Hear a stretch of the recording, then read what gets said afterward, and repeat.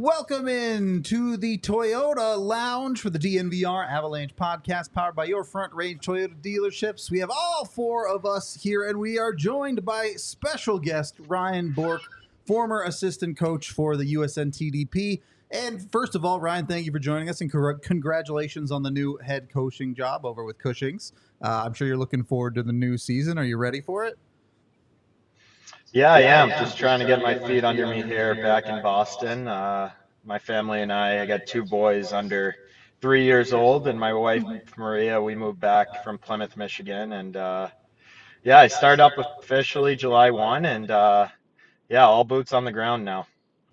There you go. It's going to be fun. I know Eric talks about his prep days every single day. Yeah, buddy. You know that. I love it. I'm so excited for you guys. And just so you guys know, like on chat there, Ryan is the one that when Ray lifts the cup, you can see Ryan behind there in 2001. And like he just said, look at him now. He's married to the greatest, Maria. She's awesome, way better than him. And then he's got two beautiful boys. And it's crazy how it's weird. Yeah, we all get older. You know what I mean? Like it's the weirdest thing. And I just talked to Max. He said to say hi. And just so people know, my son Max, he's really tight with Ryan. Ryan is his roommate from the COVID year, so he really speaks highly of Ryan and Maria and the kids. So great to have you guys today. I mean, not you guys, but you. And then say hi, like I said, to your lovely wife. And let's get going with the prospects. Yeah. I mean, let's just start at the top, right? A guy who at the start of the year was maybe ranked as high as potentially going number 2, Cole Eiserman. Can you tell us a little bit about a guy who's expected to be a top-end talent in this year's draft? Yeah, I mean, for me personally, I've never seen a kid shoot the puck like he does. I mean, his numbers speak for himself. He's probably the best natural goal scorer to ever come out of that program. And I mean, that program set the bar pretty high with the likes of some of the guys that have come through there. But no, he's just a kid that loves scoring goals. He's got a nose for the net. He's got an elite shot. His one-timer, he's able to do it in different ways. He can do it around the net and get kind of mind-wise in the right areas where, when you score upwards of 50 goals a year, you think a dozen of those have to be tap-ins, but those tap-ins aren't that easy when you really think about it, because you got to get to those right areas and you need to be willing to get to those hard areas. And whatever way you have to do it, he's going to find a way to score goals. And he's to be able to get that record at the end there, it was a really good, unfortunately, it was a loss for us in the gold medal game, which is still heartbreaking, but for all the work that he put in to get that reward. I know we talked about collective awards and collective records, the ones that mean the most, but for him, I was truly proud, and he earned every second of it. When it comes to the program as a whole, obviously it's a little bit unique. You guys kind of have a split schedule between the USHL as well as playing a handful of college teams every single year. And, the NTDP includes even some 16-year-old kids at times. How difficult is it for those kids to go into those college buildings and play, in some cases, 23, 24-year-old guys?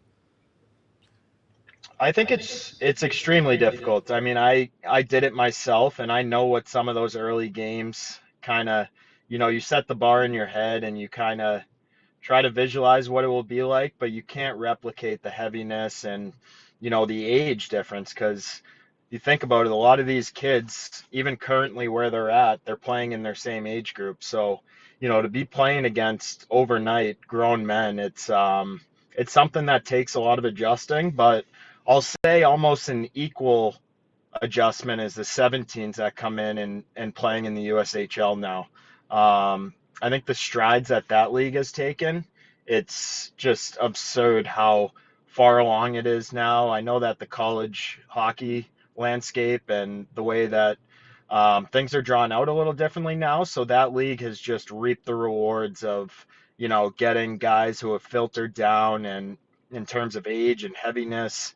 It was a true test even for our 18s every single night. So yeah, the college games, obviously your BUs, your NODACs, we play against Michigan and Michigan State every year.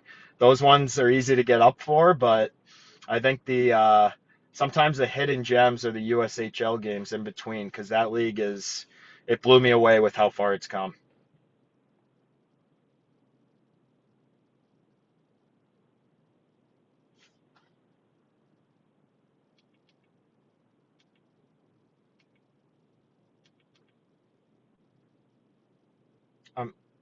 I'm not hearing right now. Tiff forgot to unmute. We're good. When we talk about Cole Eiserman and where his game is moving forward, is his goal scoring going to be good enough to be by far his only plus attribute getting into the NHL, or what other areas of his game does he need to really develop to get to that pro level? Well, I think like any kid growing up, you play at a certain level in minor and youth hockey where, you're the best everywhere you've been, and you do that one thing well repeatedly. Not just for Izzy, for any of, our guys. It's to truly make it now in the NHL. It's such a good and deep league. Like you watch, the Stanley Cup finals, such as last night, like it's just so sticky out there. So, if there's the Austin Matthews and the McDavids of the world, and the Cale Makars. There's only so many of those guys, and they're few and far between. So I always, like to say that in order to make it, you really have to be versatile, and you need to be adaptable. For a guy like Izzy, unlike anyone else, he's got to round out his game, and I think where he's going this year will really help in that regard. I know the job that Jay Pandolfo and the staff at BU does. He'll be in good hands. So I'm not worried in the least bit of his game rounding out and him getting to where he needs to be at. Specifically. Okay, no, but I just want to add something on Eiserman. So I didn't know if you had something. I just happened to be with Ryan actually at Christmas, and he was home for a couple of days, and he brought Eiserman to skate, and there was a couple of kids from Gubs, and Max was there, and Max was joining BU, and I think you're absolutely right. I remember it's just a stupid freaking Christmas Day skate, and he's got his gloves and a helmet, and I'm talking about Cole, and no gear on, and he's zipping that puck, and I remember telling my wife, I looked at her, and I was like, whoa, hold on a second. It's something you don't see. And I agree with you. Like you just talked about, right? Like his shot is one of the best shots you've seen. You know what I mean? And for me, it just jumped at me. And I'm older than you guys and a lot of people here. And I remember looking at this, I'm like, holy cannoli, that's a real shot. That is not an NHL shot. That's an elite NHL shot. And when you're talking about the stock of Eiserman, for me, it would be hard for me to let him slide that low. Like if that's the case. Because the toughest thing to do in hockey is to put the puck in that mesh net. And this guy can do it. And I think Craig Button talked about it this week. I think I read somewhere he's comparing him to Mike Bossy back then at his draft. How he slipped. I don't need to know. I don't need to elaborate more on Bossy, as you know. But I think there's a big similarity there where it's like, oh, he's one-dimensional, can only score. But I'll tell you one thing. If he is one-dimensional and you can score, well, man, that's the right dimension to pick because that's the toughest one. So, and again, it's not a question for you. It's more like because I was with you and I remember and I agree with the point you just said about a shot because it jumps at you. It really does. And when you see it's no mystery why he does it the way he does it. Like for all the the viewers and for the kids that watch this podcast, like he shoots over 1,000 puck every single week. Like he's in the shooting room, he's out on the ice after practice ends, and he's just ripping pucks nonstop. So it's almost like he's addicted to it, but at the same time, it doesn't happen overnight. Like it's taken hours and hours and hours of his time to get where he is. There's some big names that have come out of this program too, and so I want to know more about the tools that you use to measure some of those future success stories, especially with the rise of advanced statistic? Is there something less numbers based that emerges as the biggest predictor, like work ethic, kind of like what you're talking about, character, something that might trump skill over time or is almost a guarantee for future success? Yeah, I think, a coach kind of looks at things a lot different than the average fan or even scouts for that matter. Like, you kind of look for those non-negotiables and immeasurables that, that compete, the second and third efforts on pucks. But like I spoke about previously, the adaptability piece, guys that can play in any situation, guys that are accountable, guys that are responsible.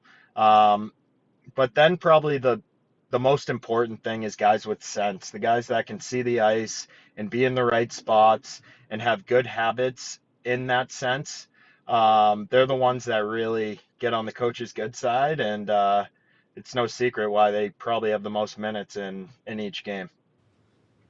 I kind of wanted to jump off of that point and move towards a prospect that at least has a chance of being there when the Avs pick at 24, because Eiserman will be long gone by then. EJ Emery on the defensive side. I think over the years at the USNTDP, we've seen some of these defensive prospects down the lineup a little bit, fill these roles of defensive defenseman. When it comes to Emery, what skills stand out to you? And do you think there is maybe some more offensive upside as he moves on to college and maybe gets more opportunity? I played against I didn't play, but I coached against every single country this year, excluding Russia. I did not see a kid that can defend like that kid. He's the most dominant defensive prospect that I saw with my own eyes. But I mean, his ability to close, his ability to squeeze plays out, his ability to recover when he does make a mistake.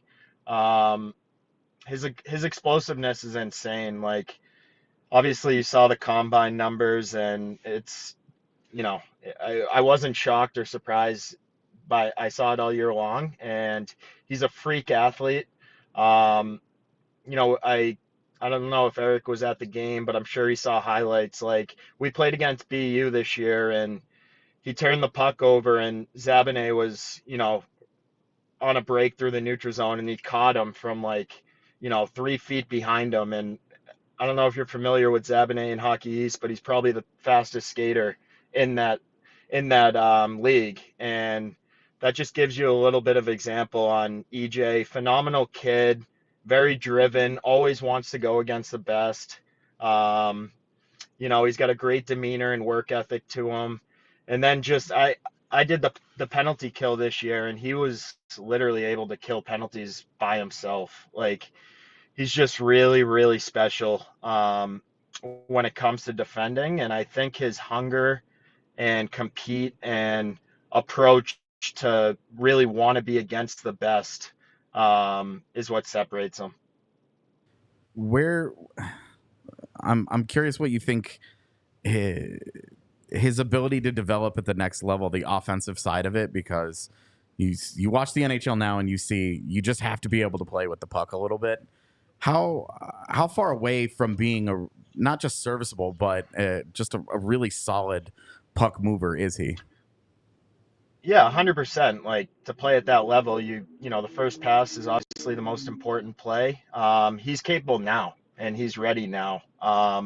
He's not delusional. He understands that when he makes it or when he gets there, he's not going to be running the power play for whoever's lucky enough to draft him. He gets what his role would be.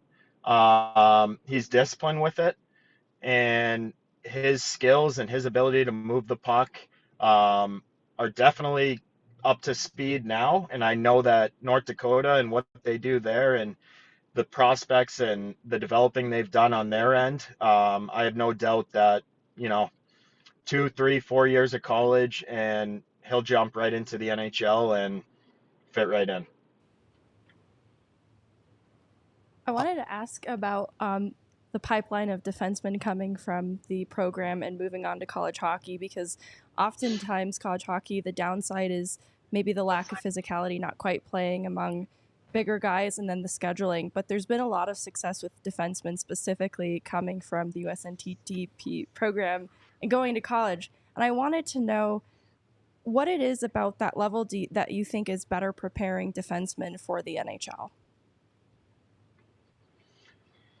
I think it's just, the way the times, or the way that, any timeline moves along. It's years ahead of where it was, say, 20, 30, 40 years ago. And I think, the NCAA has changed so much as a whole. And guys are, like, if you look at this past season, for instance, like, it's really hard to pinpoint, a team having more than 2 18-year-old true freshmen on their team. I think the way that, the transfer portal has come into play, and guys are just aging so much more into college, and that's not necessarily a bad thing. Like, everyone, I feel like, is in such a rush nowadays. And as I said previously, like, unless you're that 1%, a lot of these guys can use that time. And I think guys are developing a lot more correctly. And to go along with that, I think the coaching, has improved, and coaching has come so far where look how many guys you're seeing jump from college to pro to back to college. And there's kind of that cycle that goes on. And I think it's just a super deep league. The game's getting quicker. The game's getting faster, as you see in the NHL. And college has done a really good job of keeping up with that. I want to talk about the offensive defenseman up at the top of the list too, but before we do, we are brought to you by Toyota. Make sure you're going to your local Front Range Toyota dealerships. Check out all of the amazing vehicles they have over there, whether it be their 17 different four-wheel or all-wheel drive vehicles to get out on the trails here in Colorado, and their 16 different hybrid vehicles, the most of anyone, where you can make sure you're being eco-friendly and getting that gas mileage when it comes to driving on I-70 and stuck in traffic like I was today. So watch out for that. Make sure you're getting your Toyotas. They've got a vehicle for everyone over at Toyota. They're the official vehicle of the Colorado Avalanche and the official vehicle of DNVR. Make sure you go to your Front Range Toyota stores, including AutoNation Toyota in Arapahoe, in Centennial, Corwin Toyota in Boulder, Groove Toyota in Littleton, Mountain States Toyota in Denver, Stevenson Toyota East in Aurora, and Stevenson Toyota West in Lakewood.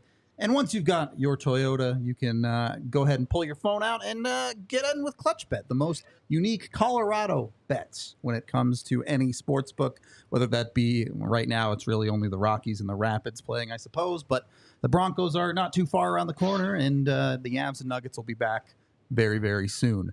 You can also, of course, bet on everything else under the sun when it comes to ClutchBet. You're guaranteed insurance on first goal scorers in the Stanley Cup Final, and any parlays in the NHL too. So make sure you're getting with ClutchBet today. Use the code DNVR250 when you sign up to get a first bet match up to $250 when it comes to ClutchBet, and get in with Colorado's Sportsbook. Download the ClutchBet Sportsbook app today with that DNVR250 code and get your promotions and offers on the Rockies, Broncos, Nuggets, and Avs. Of course, you must be 21 or older and located in the state of Colorado. Gamble responsibly. Call 1-800-GAMBLER if you or someone you know needs help. Second period of the DNVR Avalanche podcast. I alluded to it before the break. Cole Hutson, maybe the offensive defenseman answer alongside Emery for the USNTDP. As with many guys, maybe it's touch on the smaller side, but does he have the ability to take that next step into professional hockey? Yeah, I think what separates Cole is his belief in himself and his swagger. And, he is so gifted, both with the puck and with what he's able to do with the puck. He's such a good facilitator, but he's also, he'll get to the inside, and his shot is so good. The way he's got kind of that drag and shoot that you can see from his brother. Lane does it a lot too. There's a lot of similarities between those two. And, I know Lane was able to jump right in after 2 really good years at BU. And Cole's no different. His swagger and his belief in what he's going to do and the way he approaches the game, he's just a super competitive kid. I think he probably has a little bit of the younger brother mentality, just like I do to him. But with saying that, the way he sees it, the way he's able to, facilitate a power play, You don't find too many of those, and we loved having him back there. I know that, and he was a huge difference maker for us. When it comes to diagnosing the path that a player should take in their development, like you want to coach the player that you have to some extent and play to their strengths, but there's also development that probably needs to happen to get them to the next level. Do you use something like player comps to help decide what kind of tools to build into a player's game? And are there any player comps for the players we've talked about so far? Oh, that's putting me on the spot there. But no, with your original question, I go through shifts and show the guys videos just like Matt Gilroy and Nick Ford does. Matt with the D and Nick with really everyone. But no, you watch their own shifts, but you want to show them how it's done at the ultimate level, and guys that do it repeatedly and consecutively and consistently every single night. I look at a guy like Barkov, and for instance, if you're trying to, mold a 200-foot centerman and show a guy kind of the right things to do night in and night out, he's a prime example. So, there are comparables that you find in video, or, different structures that you're teaching, whether it's a team in the NHL, and incorporating that into video. But I would say in terms of the comps, a lot of that will come out, especially nowadays. It's a little different with how far videos come, and it's, basically at your fingertips to do in an instant. So, or in an instant. So, that's kind of the long-winded answer on how we try to incorporate player comparables. Let's see who we've talked about. Izzy, Huddy, and Emery. Yeah, I'm not going to go there.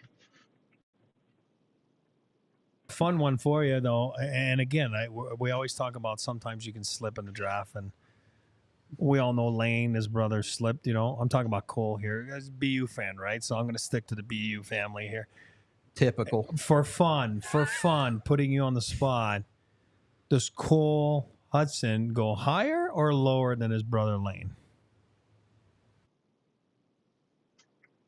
Out of instinct, just because every coach is going to have his biasy, and you go with your guys, but I think he goes lower. Or actually, I'm thinking of it opposite. I think he goes higher in a way of like he gets drafted ahead of where Lane did, but that's just probably my own coaching biasy.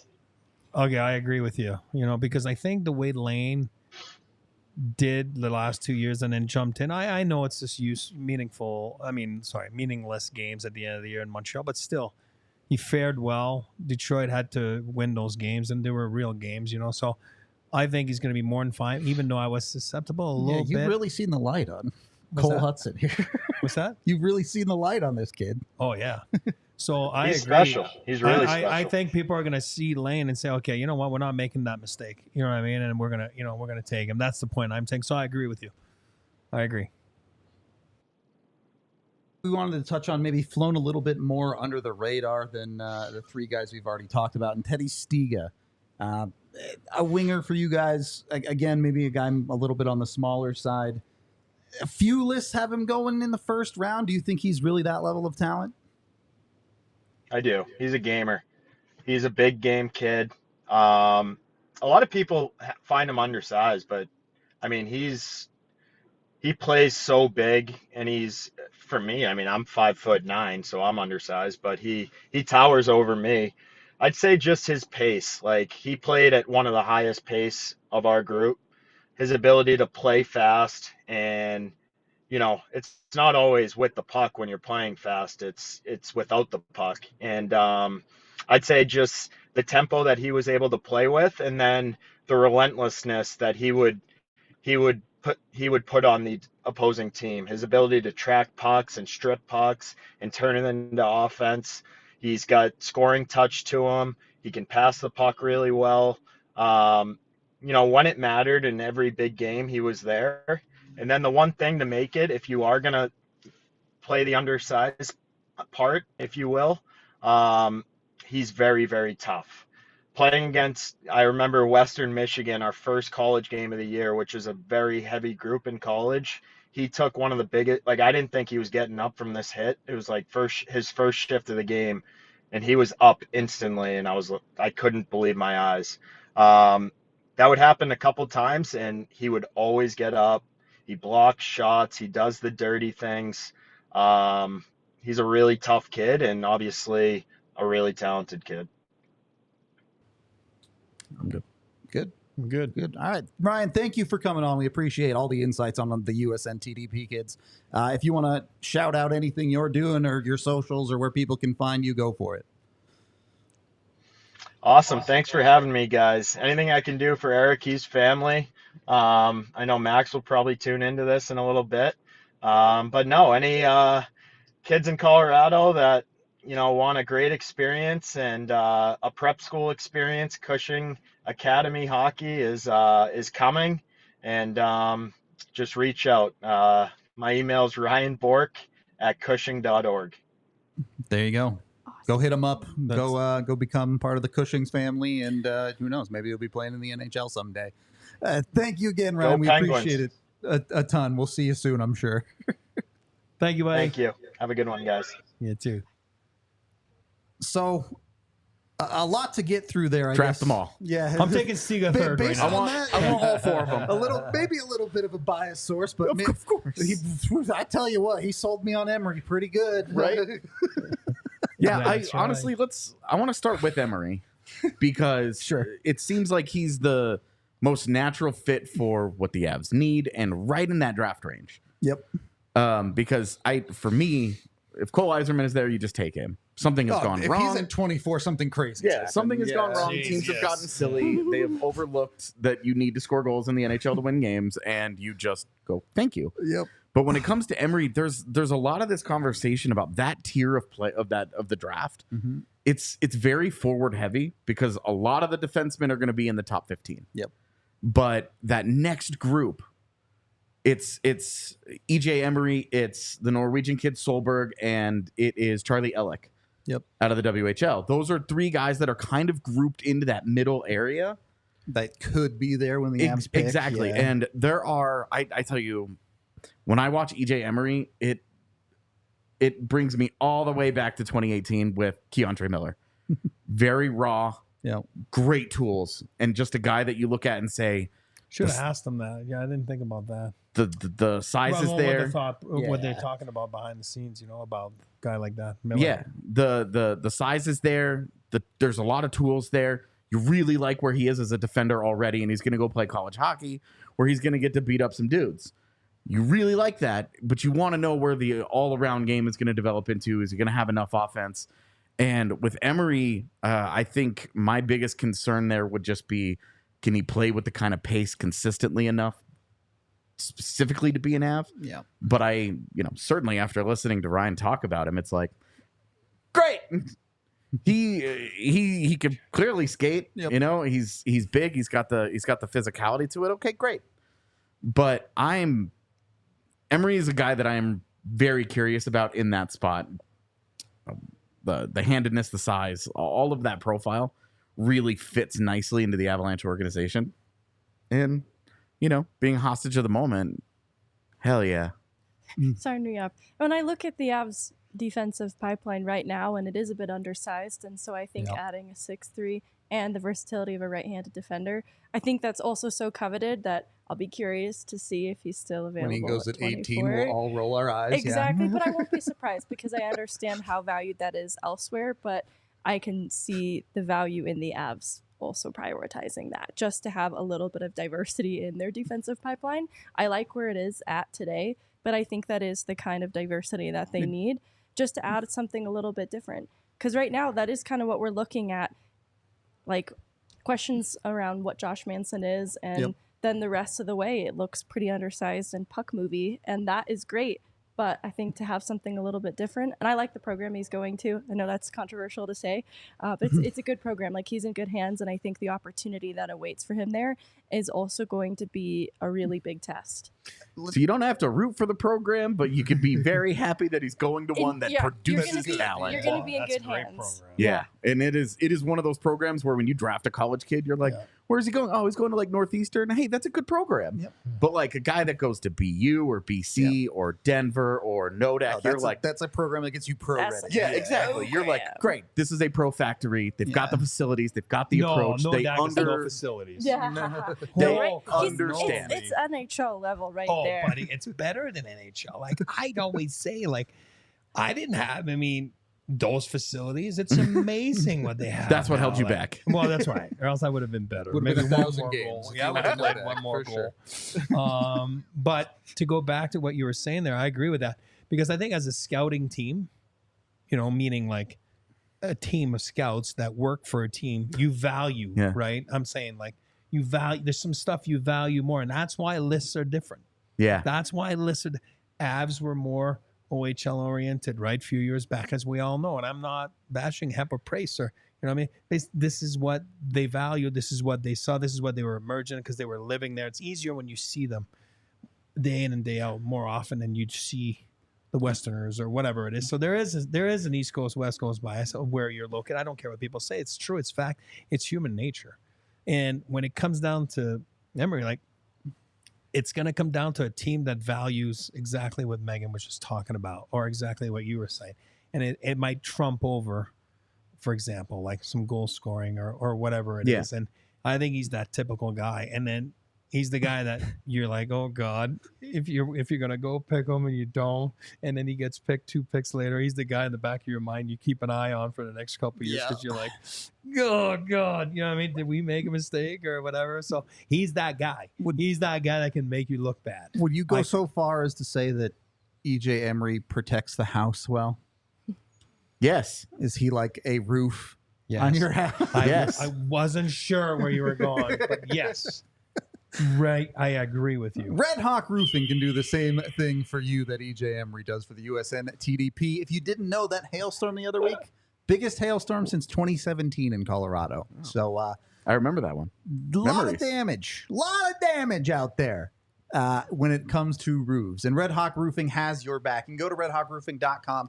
Get them out. They'll do a free consultation for you. They'll get up on your roof. They'll take pictures. They'll show you everything that's going on. Obviously, hopefully, everything's okay. Hopefully, there is no damage. But if there is damage, Red Hawk Roofing will show you what it is, where it is, and what you can do to get it fixed. They're a Colorado local company, too. So make sure you get in with Red Hawk Roofing. If you are worried about your roof, they're also available 24/7 and do emergency calls, too. So you can get with them even if something crazy does happen. Make sure you're looking out for your roof during hail season. Call Red Hawk Roofing at 720-771-8921 and tell them DNVR sent you over there to get your roof in the best condition possible. And once you've got your roof all sorted out, go reward yourself with some chicken fingers. Go get yourself some Raising Cane's.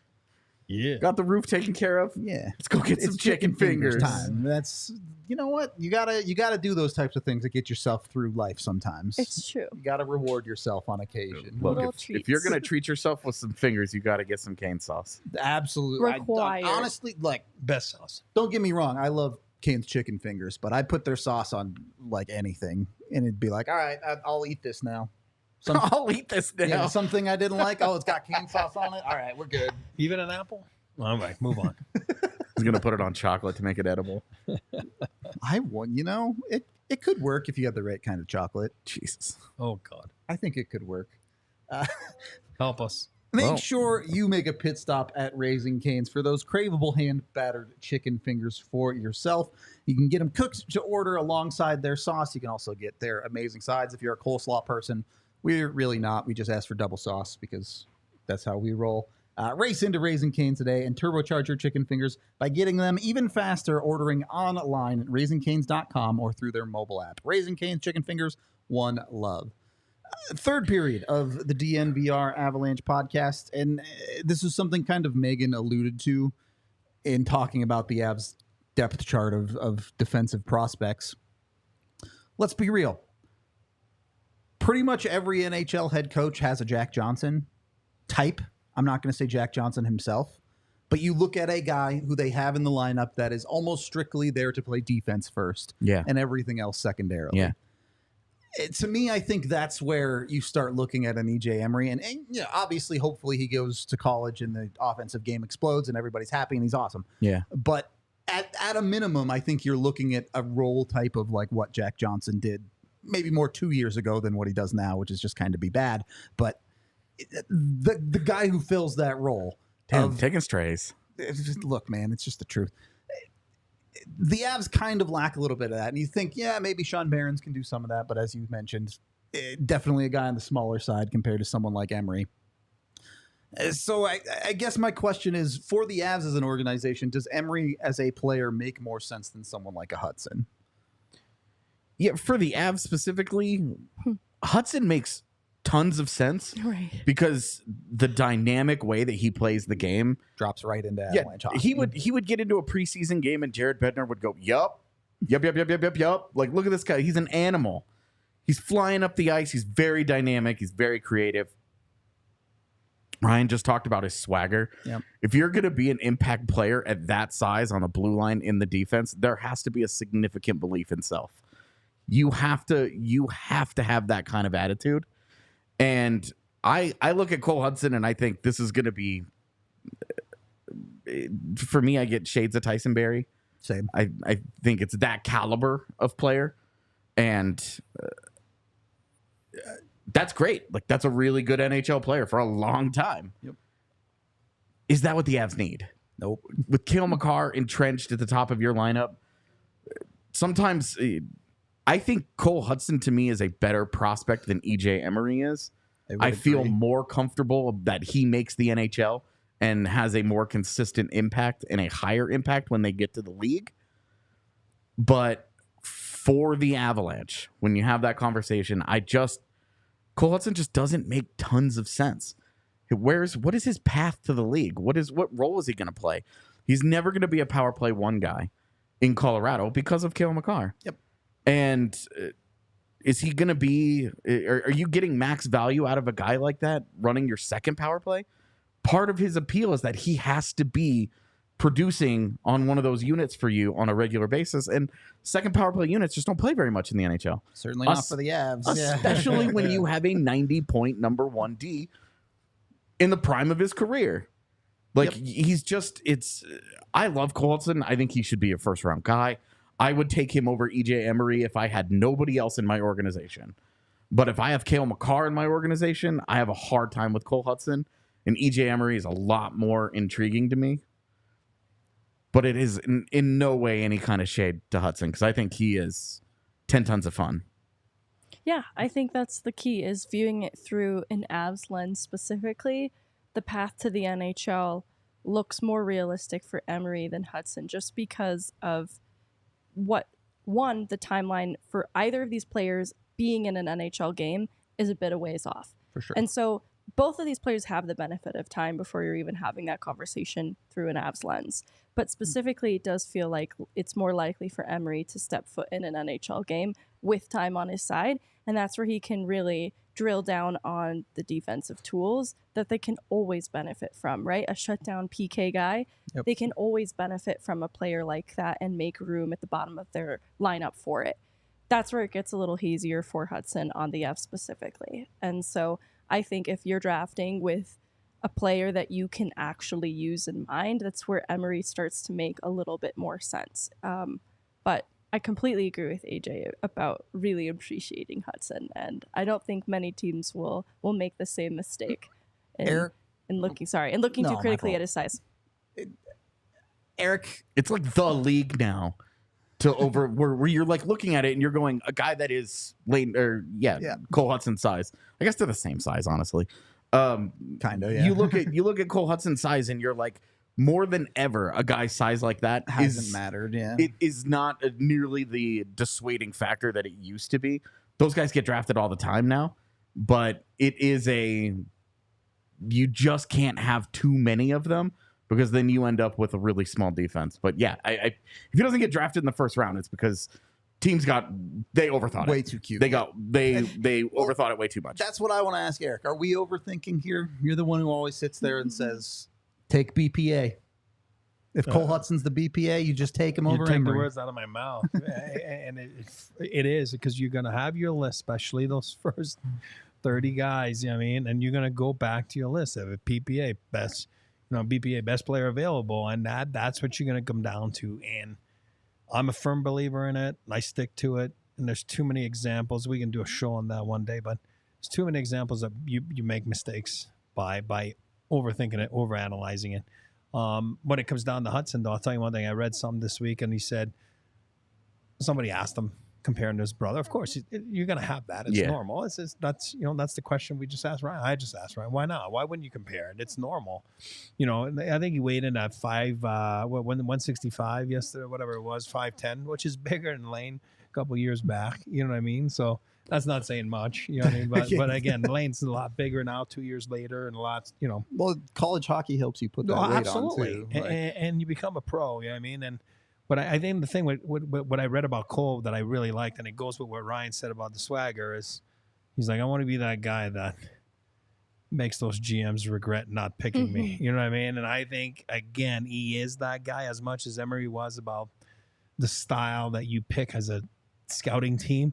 I think Cole's the guy that makes you eat your words and go, man, we messed up on that one. He's the typical guy. And I think he's got that swag, and I say it all the time. You got to have belief, because if you don't believe in yourself, who's going to believe in you? It starts with you. And I think that's one of his biggest traits. And I think it's going to help him transition to college hockey, and then obviously most likely be a first rounder and move on to the next level. Here's why NHL drafting is so hard. When you draft a player like Cole Hutson, the difference between Tyson Barrie and Stephon Elliott is razor thin. We took Barrie before Elliott, right? No, Elliott. We took Elliott first, before. Yeah, you're right. I remember that. Well, we all know. I mean, Tyson was, different story. But Stephon Elliott was just like 5 years early. Yep, he was before his time. A little smart too small, kid, man. Good kid, smart kid. That wrist shot that he had was awesome. Anyway, just my point being, I think you mentioned it. You like Hudson more. The ceiling is clearly higher when it comes to Cole Hutson. Yeah.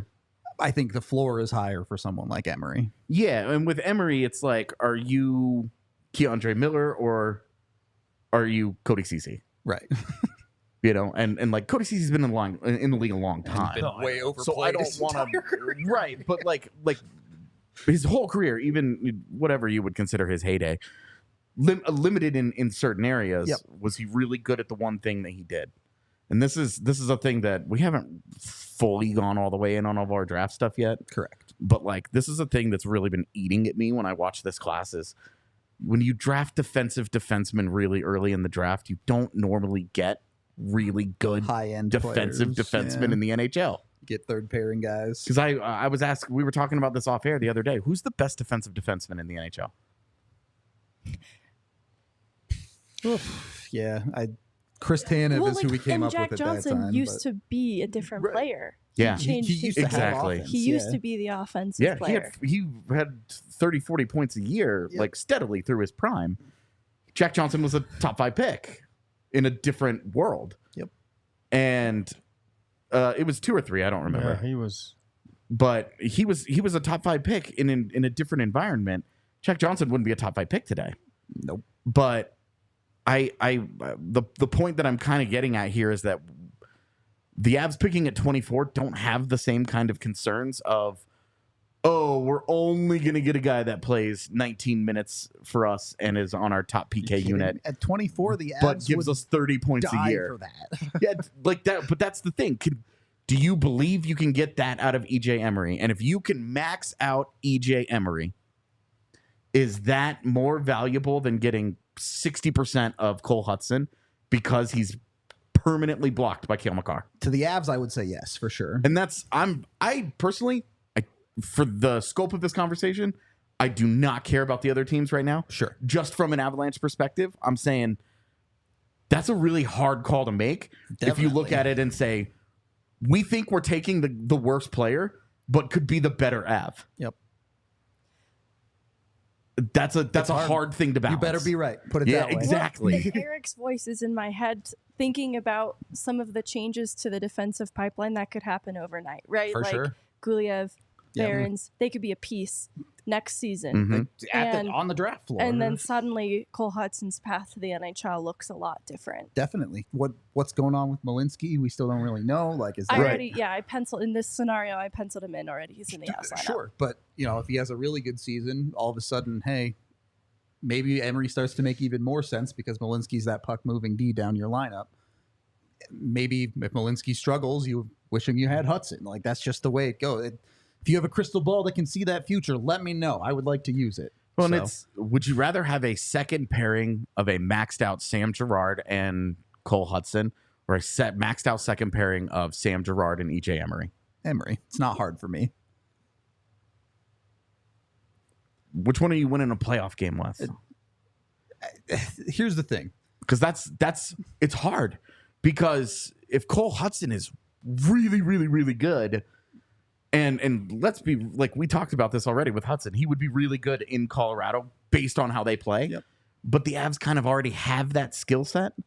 You should not, and normally I always say you do not draft, especially in the 20s, for what your current roster is. Of course. But you have Cale Makar, and he's not going anywhere. Your point to not drafting for your current roster, if you just say you draft a defenseman with like a 3-year-ish path. Yeah. Guess what? Sam Girard's contract is up. Right. You know what, start making sense. You know what also happens in 3 years? Mikhail Gulyev comes across to North America. Right, sure, but it's you really do have to look ahead and see where the organization's going to be at. And obviously some of that you can't know, but you can have some ideas. I want to add something because it just popped in my head when you were talking there. So when we say make your list and it's best player available and everything, that argument you just made about Cole, because so let's say there's a fight between 3-4 prospects. Mm-hmm. That argument might be brought up when you're making your list, because they're saying, no, I think Cole should be here. The other guy's like, no, this player should be here. Any name, Yeah.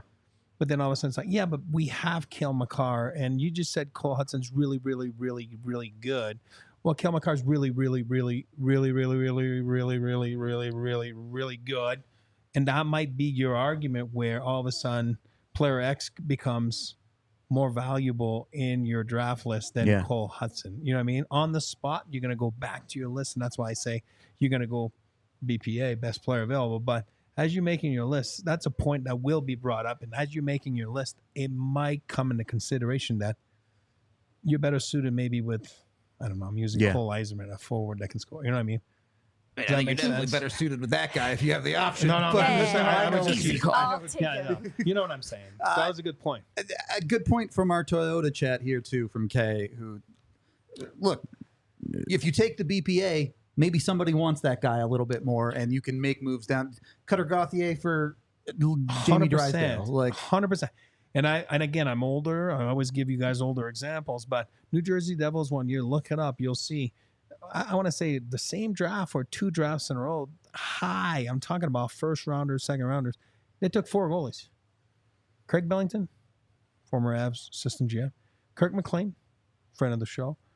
Chris Terreri, and Sean Burke. All freaking 4 played in the NHL for 10 to 15 years.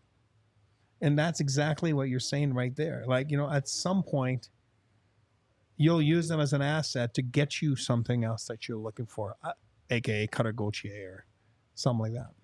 Yeah, and a guy like a Cole Hutson will have that kind of shiny toy value. EJ Emery is probably never going to be. You're never going to see him in the top 20 of a prospect list because he's not scoring a truckload of points. But when you get into a best of 7 playoff series, he'll eat your heart out. Yeah, you're looking at it going, we could really use the guy that's going to eat somebody's heart. Yeah. And the right-handed D, like that's gonna someone will always want that. It always ups the value. It does. Yeah. Okay. I think that's. Sorry. Go ahead. No, that's it. All I have to do is okay. I need a better pause, but you just got it, so you're good. Go ahead. Teddy Stiga, I really like him. He's a super try hard. Yeah. heart of a lion kind of guy. Very, he reminds me so much of JJ Peterka in his draft year. Don't bait me like this. Where very, very similar, like really like good offensive skills, a solid offensive player that I think just motor, and it's all motor. I don't recall him being as big as Peterka. He's not, and I don't think that I like him as much as Peterka, and I think Peterka's middle six. I would agree with maxed all out of those takes. Yeah. But with Stiga, you're gonna have to wait. Yeah. Like I don't think that's a quick path. I think, and same thing with Emery.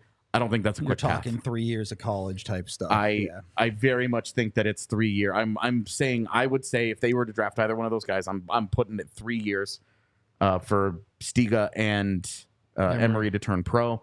With Hudson, I'm gonna say 2. Sure. And with Eiserman, I'm gonna say 1. Yeah, I think Eiserman's the closest. I mean, we're obviously not getting too much into Eiserman because we think it's unrealistic. He's He just gets to the not gonna Avs. be there, man. If he gets there, you just take him. Yeah. Yahtzee.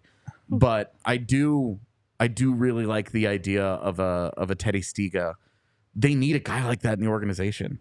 Like they just do. Sure. Matt Steinberg isn't good enough. Agree. Like a try-hard guy, a physical guy, but not a good enough player. That's what I like about Stiga's at least early projections with his hockey sense, because at that age, like there's even forwards in the top 10 that their ability to read other players on the ice has room for improvement. Whereas with Stiga, he has pretty good sense and he's a true teammate. Like he can anticipate other players very well. And I think that's something that's hard to teach and only improves with time. And I think that makes him a bona fide Avalanche in terms of that try-hardiness. And then the adaptability component, being able to find his teammates and read and anticipate what they're going to do very well, I think is the kind of thing you take a gamble on. With some of the other players I was alluding to that are in the top 10, the forwards, it's a little bit of a gamble. Like if they can build that part into their game, whereas with Stiga, that hockey sense is there. And I think it's just hard to teach.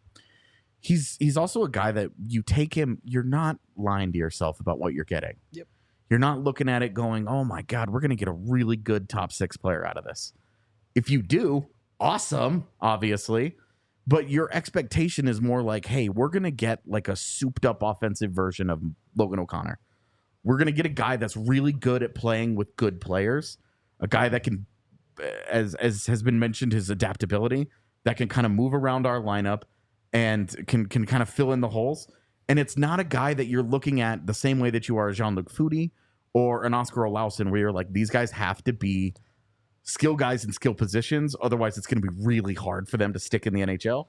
When you have an NHL roster that it does not have a lot of openings there. And even if you're looking 3 years down the line, Nathan McKinnon's still going to be here. Casey Middlestat's still going to be here. Arturi Lekin and Mikko Rantanen are almost likely here. Certainly still going to be here, but if not, they will have been replaced by someone else. Jonathan Drouin. Hopefully. I don't want to jump that shark yet, but hopefully. Point being, 3 years from now, when the Avs are trying to keep this cup window open, it's going to come from ELCs down their lineup. Yeah, guys on their third line that are saving money on. Yep, and a guy like Stiga is one that you could easily view as a 3 years down the line, a plug-and-play player that is going to immediately fit into the NHL where, his skill isn't very likely to pop off right away. It's going to take time in the NHL for that to develop, but he will still be able to find a role in the league because of how he plays the game and the hockey sense you're talking about. Those are the guys that can find it right away. Those are the guys that you're less worried about, we're going to crush his confidence. Yeah. That's not a guy you worry too much about that unless you try and put him in the NHL next year, which the Avs wouldn't do. Wouldn't do. You can easily envision 3 years down the road, Ross Colton's contract expires, Callum Ritchie is your 3C, and he's playing alongside Teddy Stiga and Logan O'Connor because I just don't want to get rid of him. He's perfect. And that's like your third line in a couple of years, and you're pretty good. You feel really good about a potential future that looks like that. Yep. That could be a mean third line. Yeah. I really like the sound of it. I'm in. We've decided. You're welcome, Avs. I have once again solved things for you. As we're winding down here, I do want to ask you guys this question. is talking about the USNTDP when it comes to the Avs a moot point entirely. Since 2007, they've only taken 2 players out of the USNTDP, Drew Hellison and Tyler Weiss. Under current management, that being Wade Klippenstein as their head amateur scout, 0 players out of the USNTDP. Now, to be fair, he's had like 10 picks total. However, how many USHL picks have there been? Sure. They have dipped into the USHL pool Quite often. a number of times. Yep. They have dipped into the college ranks a number of times. I've said this a few times. I firmly believe that they value the comfort of they don't have to give Having an 4 ELC years, whenever. yeah. They have 4 years to give an ELC when they're comfortable. It's not a 2-year timeline where you give an ELC. You can't even come to the pro hockey after till 2 years. Or, you give it to them right away. The same thing with Europeans. Like, those are the guys. I think they like being able to do it whenever they want and not having to deal with it. It's not to say they don't like CHL players. They just used their top pick last year on one. It's their top prospect. Like, come on. But the DP itself, I think it's more just circumstance because they have not been afraid of the USHL at all. I think it is circumstantial. Circumstances in the sense that the way they've picked have been more late. If they had a first rounder, it was more late first rounder, and NDDP could seem lately the last few years to be really at the top of the first round, give and take. I think it's more where the Avs have fallen off at their numbers, and it just happened that Things didn't line up that way. It didn't line up with NDDP because for whatever the reason was. It just the way it is. Sometimes you just can't make it up. You're 27th or you're 28th, and then you're 46, and and then those kids fall into Sean Barons. Yeah. Oh, I didn't think we said his name. I thought we said Weiss and Hellison. Did I not say Barons? I No, yeah, you're right. You didn't say Barons. He was. You're right. Yeah, good call. It's been, God, it feels like a lifetime ago. But Sorry. I just want you're right. But that's kind of it though. Like you look, they've had one CHL pick, and then it's been Europeans and USHL kids. Yep. College kids. It's just circumstances and where they Not pick. And necessarily I want to USHL. go back to one thing you said about when Ryan left, and you said, "Oh boy, like he sold me on Emery and Stiga, whoever it was, right?" Which is, Ryan's Look, very. it didn't take a lot to sell me on Emery. I was No, already pretty sold. I'm trying to make a point here, like, and again, Ryan's a very well articulate kid, and he knows how to speak. And what I'm trying to say is, when you're drafting your list, and he had to have a gazillion calls this year from teams, because what do? You go to the source. You know what I mean? You go to the source. You go to the guy that you trust, your trusted source. I mean, if you think the guy's a jackass and he doesn't know how to evaluate a player, then you obviously never go back to him. You'll make that mistake once. You know what I mean? But if you go back to a guy like Ryan, that you trust, that Ryan's there for 365 days a year with those guys. He's at the airport with them. He's in a different country. He's in vulnerable situations. He's with ups, downs. He's, at practice. That's a trusted source. You know what I mean? And I think that, it is biased. Like he even said it himself. But at the end of the day, if you don't believe in something, I think, that's where you gain the respect from people calling you. Yeah. You can say, be careful with this, or, he's not there yet at that, or he's not there. So, but I think those guys are top end prospects we were talking about today. So I think it's easy to, when you're at the source like he is, just to really give them a nice report, because I think he truly believes in it. His experience with the international, I thought, was really important. I know those are always really small samples, but it's why people care about them. You get to see, it's the only area where you get to see those guys against their peer group from other countries. And we are talking about, Charlie Alec is a Canadian guy. Solberg is Norwegian. All guys we'll get to over the next couple of weeks. There's a couple of Swedish kids that are also there. There's one or two Finns, depending on how you feel about them. And it's and for him to be that high on Emery in relation to those guys, I think is a really important thing to note, because it is a very jumbled group. And if you're trying to get a defenseman, getting the guy that's going to defend the best is a good start. Yep. And that should move him up your list. If it's like, well, this guy's just better at his primary job than these other guys, great.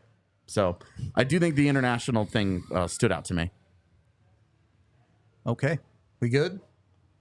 All right. That's going to do it for today's show. We really appreciate Ryan coming on, giving us some insight into those USNTDP guys. Like I mentioned, I know I saw Alec mentioned in the Toyota chat. We'll get to everyone that could possibly go at 24 for the Avs over the next couple of weeks. We'll talk about Kivi Hadiu and Alphon Frey as well. Yep, we'll get to them. I think tomorrow we're going back to our top 10 list, though. So get ready for us to argue a bunch and build a list and yell and shout at each other. I've changed my list since. I'm just kidding. I'm just kidding. No, I hope you have, because that's how this process works. That type of stuff happens. Like it's real.